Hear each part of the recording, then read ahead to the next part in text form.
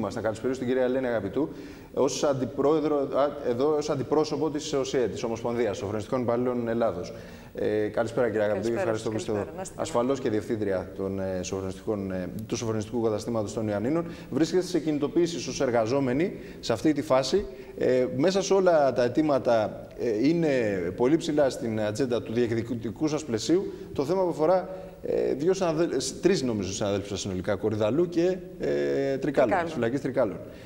Και εκεί, όπως λέγαμε πριν, εν δυνάμει όλοι οι διευθυντές, σοφρονιστικοί υπάλληλοι, μπορεί να βρεθείτε κατηγορούμενοι. Δυστυχώς είναι τέτοιο το πλαίσιο που ανά πάσα στιγμή εμείς μπορούμε να βρεθούμε κατηγορούμενοι και τελικά εκεί που φυλάμε κρατουμένους να βρεθούμε εμείς μέσα από τα κάγκελα, από ό,τι φαίνεται. Όχι δηλαδή μόνο να χάσουμε τη δουλειά μας, αλλά να μπούμε και μέσα στη φυλακή. Είναι λίγο τραγικό. Αυτό, να πω την αλήθεια και εγώ, από πρώτη εντύπωση και από πρώτη πληροφόρηση, λέω, εντάξει, είναι πολύ συνδικαλιστικός, κακός εννοούμενος, κακός εννοούμενη αλληλεγγύη. Αλλά γνωρίζοντας λίγο μετά την υπόθεση, κατάλαβα ότι τα πράγματα δεν είναι έτσι απλά. Δηλαδή, δεν πάτε να προασπίσετε απλά κάποιους συναδέλφους σας. Είναι θέμα που, όπως είπα, μπορεί να στοιχήσει και σε εσάς, ως διευθυντή. Κοιτάξτε, καταρχήν, αν παρατηρήσατε, εμείς δεν κάναμε τις κινητοποίησεις αμέσως. Ερευνήσαμε το θέμα, είδαμε τι έγινε στον Κορυδαλό, αν όντως φταίνουν οι συνάδελφοί μας ή όχι. Από ό,τι είδαμε τελικά οι συνάδελφοί μας δεν φταίνε καθόλου, μα καθόλου. Εκτελούσαν παραγγελία εισαγγελέα. Μάλιστα, οι δύο συνάδελφοι από τη Γραμματεία είχαν τηλεφωνήσει στην εισαγγελία, είχαν μιλήσει δηλαδή τηλεφωνικά με την εισαγγελία και τους είχαν πει από εκεί ότι βεβαίως θα πρέπει να τον αποφυλακίσετε. Ίσως το λάθος τους ήταν ότι δεν κάνανε ένα έγγραφο. Γιατί εγώ πάντα αυτό λέω σε όλους τους συναδέλφους, ότι μην παίρνετε πληροφορίες τηλεφωνικά. Ναι, μένετε στα προφορικά. Καλύτερα είναι να έχουμε ένα έγγραφο όπου θα λέει να παίρνει κι άλλο την ευθύνη. Γιατί σε αυτή την περίπτωση δεν υπάρχει καμιά επίπτωση για τον εισαγγελικό λειτουργό. Καμία. Δεν συζητάμε τον εισαγγελικό λειτουργό. Εδώ συζητάμε ότι δεν έχει καμία επίπτωση ούτε η δικαστική υπάλληλος η οποία έστειλε τα έγγραφα αυτά και δεν ενημέρωσε ότι αυτός ο άνθρωπος έχει διασπαστεί η υποδικία του και ότι θα πάει σε ένα άλλο δικαστήριο. Δεν θα μπορούσε να το ξέρει κανένας αυτό. Θα μπορούσε να το ξέρει κάποιος πάρα πολύ έμπειρος και κάποιος ο οποίος θα είχε ένα χρόνο μπροστά του που να μπορέσει να καθίσει να μελετήσει πάρα πολύ την υπόθεση. Εδώ μιλάμε για Κορυδαλό, μιλάμε για 2.500 κρατουμένους. Οπότε φαντάζεστε ότι ο όγκος είναι τεράστιος.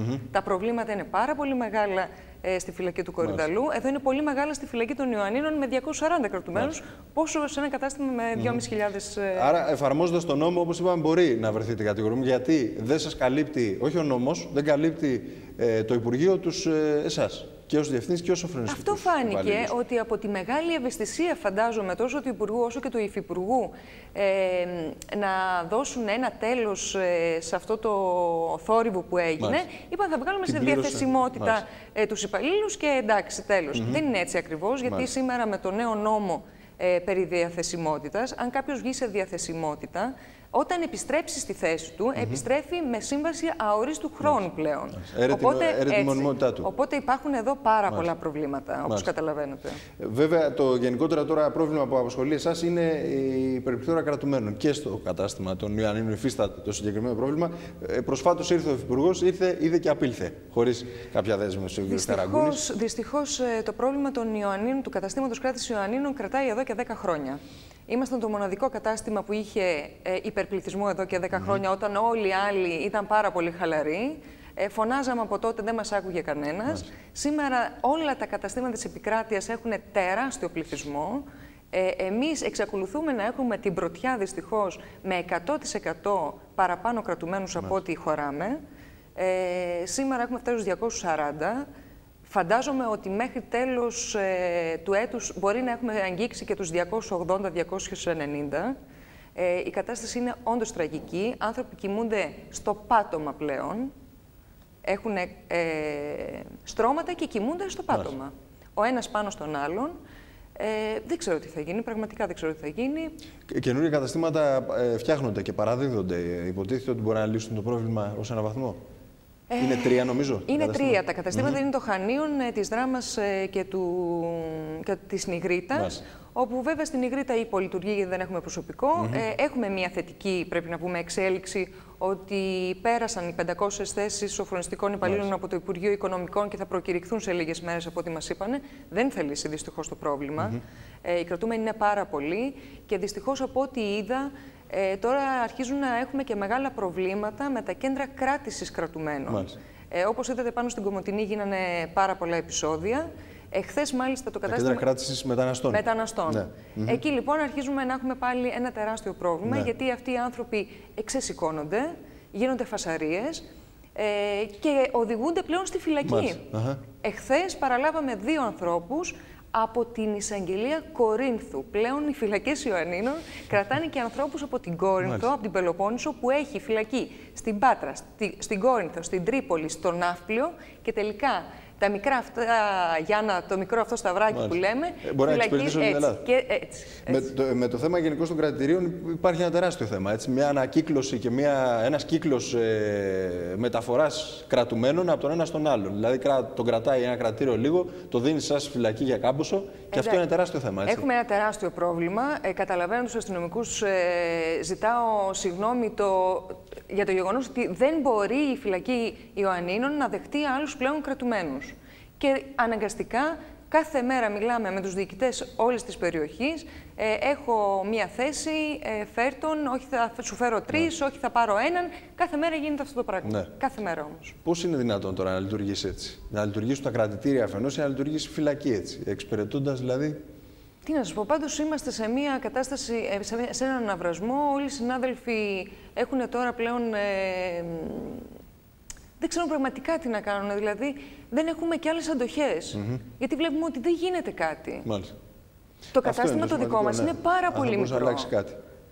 Εδώ για καινούριες φυλακές έχει ξεχαστεί, γιατί προφανώς δεν υπάρχουν λεφτά. Αλλά δεν το συζητάμε αυτό τώρα. Δηλαδή αυτό θα ήταν ανέκδοτα αν το λέγαμε. Και βεβαίως και εάν ζητούσαμε, βεβαίως ως συνδικαλιστές ζητάμε νέο κατάστημα. Παρ' όλα αυτά όμως δεν είναι ψηλά στην ατζέντα μας. Γιατί όταν κλείνουν σχολεία, όταν κλείνουν παιδικοί σταθμοί, δεν είναι δυνατόν εμείς να ζητάμε τώρα με νέο κατάστημα με αυτή τη λογική. Βελτιώσεις βέβαια σε αυτό εδώ το κατάστημα χρειάζονται. Έχουν γίνει, αλλά όταν έχεις ένα πληθυσμό 240 ατόμων και το κατάστημα είναι για 120, εντάξει, καταλαβαίνετε, πού θα τους πάμε αυτούς τους ανθρώπους?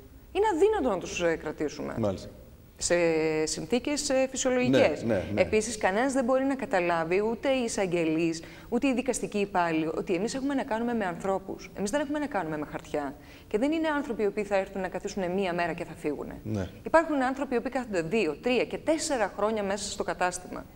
Δηλαδή, θα πρέπει κάπως να το δούνε με μια ευαισθησία. Αναμένεται εδώ και καιρό ο νόμος που θα απελευθερώσει λίγο τις φυλακές. Ο νόμος που θα αλλάξει λίγο τη φύση των αδικημάτων και θα αλλάξει λίγο τις ποινές. Αυτό είναι κάτι το οποίο μπορεί να αλλάξει τα πράγματα. Αυτό είναι λίγο ανέκδοτο πλέον για τους συναδέλφους.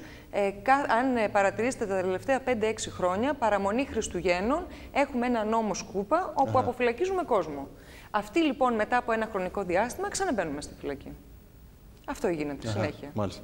Και αυτό μπορεί να ξαναγίνει τώρα, δηλαδή. Φαντάζομαι ότι το ίδιο πράγμα θα γίνει. Μάλιστα. Λοιπόν, χθες, σήμερα και αύριο συνεχίζεται η στάση εργασίας. Δεν ξέρω από εβδομάδα αν θα υπάρξει κάτι καινούριο. Αύριο θα συνεδριάσει το ΔΣ της Ομοσπονδίας στην Αθήνα για να δούμε αν θα κλιμακώσουμε τις απεργιακές μας κινητοποιήσεις. Γιατί τώρα κάνουμε στάσεις. Δεν κάνουμε απεργία. Θα αντιμετωπίσουν. Αν κάνουμε απεργίες θα έχουμε πολύ μεγάλο πρόβλημα. Θα αντιμετωπίσουν πολύ μεγάλο πρόβλημα και τα αστυνομικά τμήματα, γιατί δεν θα παραλαμβάνουν πλέον κρατουμένους καθόλου. Οπότε καταλαβαίνουν ότι υπάρχει ένα... Τώρα ουσιαστικά από τη στάση το μόνο πρόβλημα που δημιουργείται είναι στην επαφή σας με τον έξω κόσμο, ας το πούμε έτσι, στη λειτουργία της φυλακής, για αυτές τις ώρες που είναι η στάση. Τώρα, όσο έχουμε στάση, δεν γίνονται επισκεπτήρια και δεν πηγαίνουν και οι κρατούμενοι να κάνουν τα δικαστήριά τους, εκτός αν είναι θέμα αποφυλάκησης ή θα χάσουν κάποια προθεσμία. Αυτά γίνονται αυτή τη στιγμή. Μάλιστα, λοιπόν, κυρία Αγαπητού, σας ευχαριστώ πολύ. Έτσι έχει κατάσταση. Δυστυχώς δεν έχει αλλάξει ούτε από την τελευταία φορά. Αν μου δώσετε μόνο ένα λεπτάκι, θέλω να ευχαριστήσω πάρα πολύ τους συνανθρώπους των Ιωαννίνων που με παίρνουν τηλέφωνο ως διευθύντρια να μου προσφέρουν πάρα πολλά είδη. Και να τους θυμίσω ότι έρχονται Χριστούγεννα. Είμαστε ανοιχτοί για όλες τις δωρεές και προσφορές που θα μας γίνουν. Είναι εκτός γιορτών ούτως ή άλλως αυτό το πνεύμα αλληλεγγύης, λέτε, έτσι? Ναι. Είναι πάντα. Ναι, είναι πάντα, αλλά τώρα επειδή έρχονται γιορτές, έρχονται πάρα πολλοί συνάδελφοι οι οποίοι θέλουν να χορέψουν, έρχονται χορευτικοί σύλλογοι, να ψυχαγωγήσουμε λίγο τους κρατουμένους, να τους δώσουμε μια αισιοδοξία τέλος πάντων στο κατάστημά μας. Ωραία, σας ευχαριστώ πάρα πολύ. Να είστε καλά. Σε θέματα οικολογίας και περιβάλλοντος δραστηριοποιείται το ΚΕΘΕΑ Epírου, που έχει δημιουργήσει ένα αγρόκτημα για την απασχόληση των μελών της θεραπευτικής κοινότητας στα πλαίσια